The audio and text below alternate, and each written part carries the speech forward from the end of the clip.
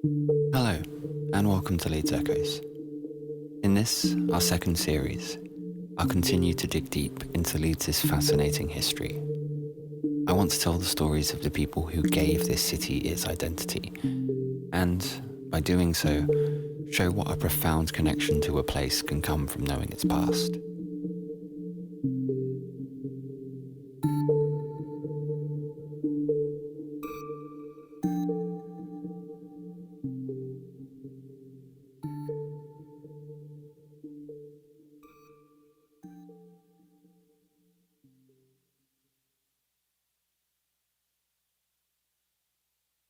Leeds has one of the most unique, unusual, and partially illegal housing stock of any English city.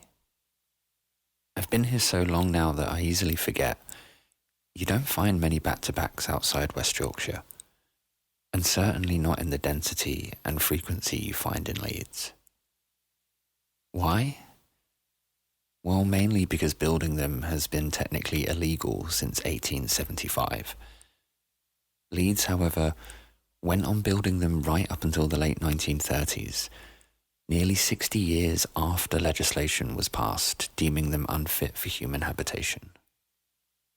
And the story behind it all provides a fascinating look at one of modern Britain's longest-running issues: sufficient supply of adequate housing. From the 1920s to the mid-1940s, the country's housing stock increased from around 8 million to just over 12 million.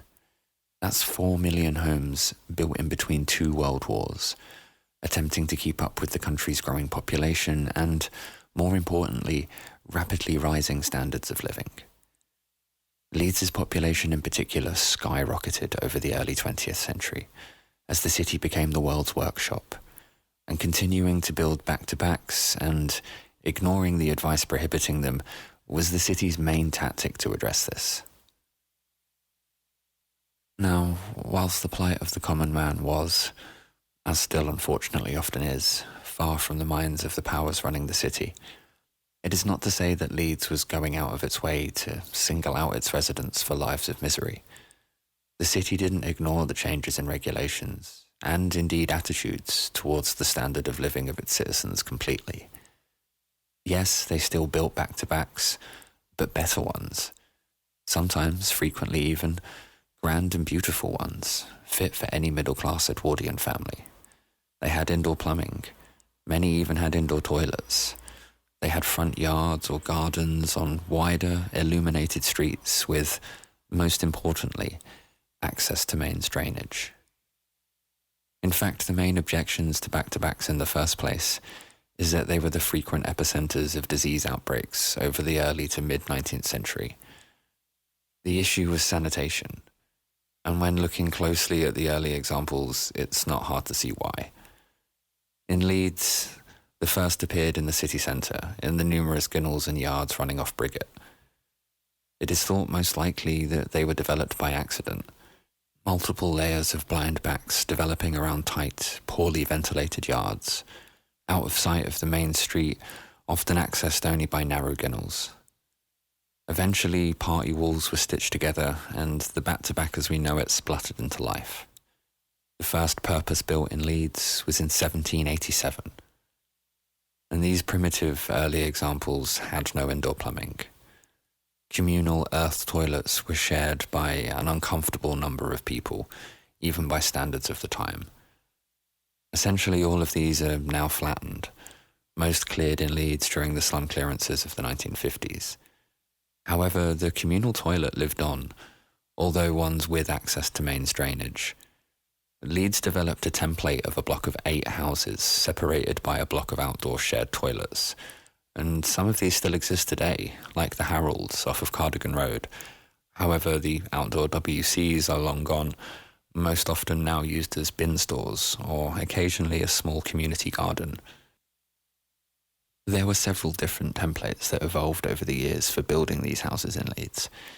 In fact, due to the city's perseverance in building them long after others had stopped, it could be argued that Leeds perfected the art of the back-to-back. And by the start of the 20th century, Leeds now possessed an extensive public sewerage system. In fact, Leeds' geography made this easier to achieve than in a lot of cities. From northwest to southeast, Leeds essentially runs downhill, as does all of its waste, flowing east out of the city, following the River Aire, and eventually ending at Nostrop Treatment Works.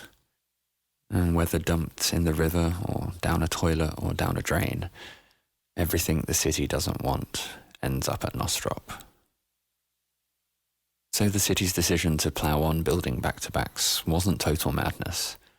And many of the worst, as I say, fell during the epic slum clearances that took place in the 50s. And over the course of the next few decades, all of the remaining were fitted with plumbing and central heating. Attics were often converted and extending into better living spaces.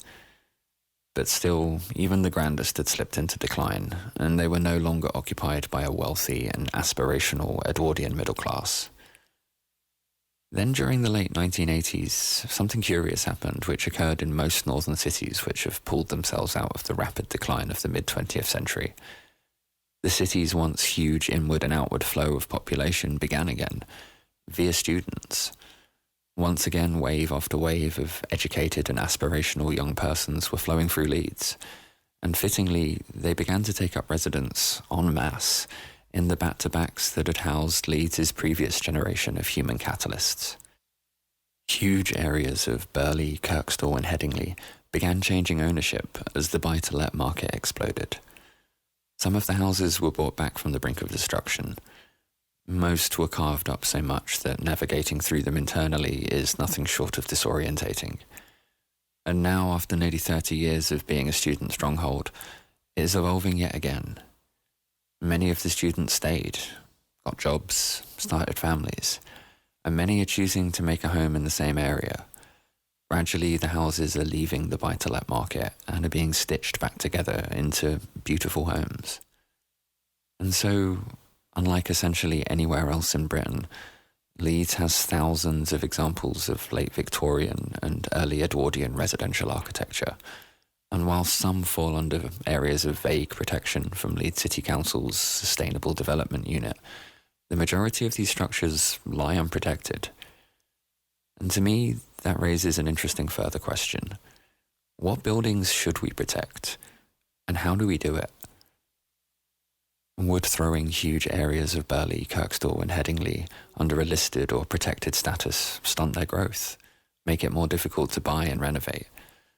Or would it ensure these buildings' long-term survival, free from the often negligent destruction of buy-to-let landlords?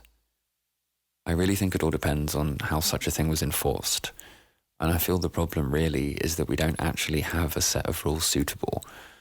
We have much framework and legislation in place to protect unique, exceptional examples of architectural or national interest, which is the current listing status. A Grade 2 listed building is defined as a UK building or structure that is of special interest, warranting every effort to preserve it. This is obviously the most common listing type. There's 2-star, which sits in between Grade 1 and 2, and this is particularly important buildings of more than special interest. You can see how vague this is becoming. And finally, Grade 1, buildings of exceptional national or historic interest, which you'd think were the most clear to define, but again, these can surprise you. Listed buildings account for about 2% of English building stock. Of those, 2% of that is Grade 1. Now, as I'm sure you can already tell, these definitions can potentially be open to a wide array of interpretations. And in researching for this episode, I made some surprising discoveries in terms of existing listed buildings. Now, both Alexandra Palace and the BT Tower are only Grade 2 listed, which I found kind of shocking because I see these two buildings as being of utterly iconic historic importance from a national perspective. And then I found this shocking tidbit on Historic England's own website. Surprisingly, the total number of listed buildings is not known, as one single entry on the National Heritage List for England can sometimes cover a number of individual units, such as a row of terraced houses. However, we estimate that there are around 500,000 listed buildings on the NHLE. Now, forgive me, Historic England, but I feel this admission more reflects your need for greater funding from the Department of Culture, Media and Sport than it does anything else.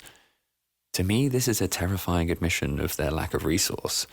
It shows that while they hold a vast amount of raw data, surely there's no one analysing it in any detail, as such a missing number as described above would surely be the first product of any in-depth analysis. But what does this all mean for Leeds? The cold reality is that whilst many of the northern cities once and still do contain a huge amount of Victorian architecture worth saving, vast amounts of heritage preservation legislation would have likely rendered them unable to pull off the rapid economic recoveries they did over the 80s and 90s. There will always be this great friction between preservation and progress. It's about managing it in the best way for the greater good of the people. Often it falls to the people themselves to sort out. The opposing force to rapid capitalist development is usually local people, rather than heritage organisations or the legislation itself. It takes local communities to come together and engage these systems. Their existence alone isn't often enough. And perhaps that's the way it should be. Who better to decide what is in their best long-term interest than the collective community itself? That does rely on a cohesive local community, and that relies on so much else that is often in short supply.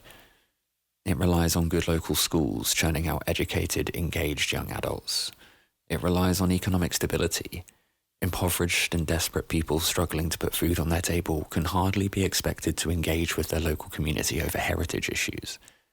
It relies on a well-funded council regularly reaching out and engaging its citizens and empowering them.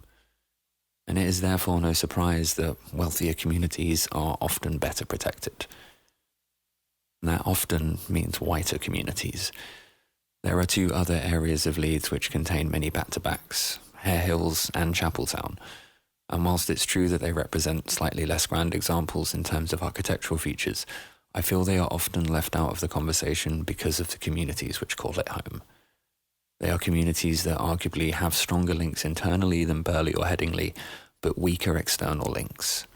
They are less engaged by the council, by the wider public. They are often less able to engage themselves. Anyone who has ever struggled with poverty knows how expensive it is to be poor. A building's heritage, quite rightly, takes a backseat over its function. And to me, this is why history is so important. Some buildings speak louder than others. And whilst Alexandra Palace and the BT Tower both scream from their high rooftops, the humble back-to-backs of Leeds quietly whisper and chatter. And if you don't know to stop and listen, you'll miss the most fascinating stories.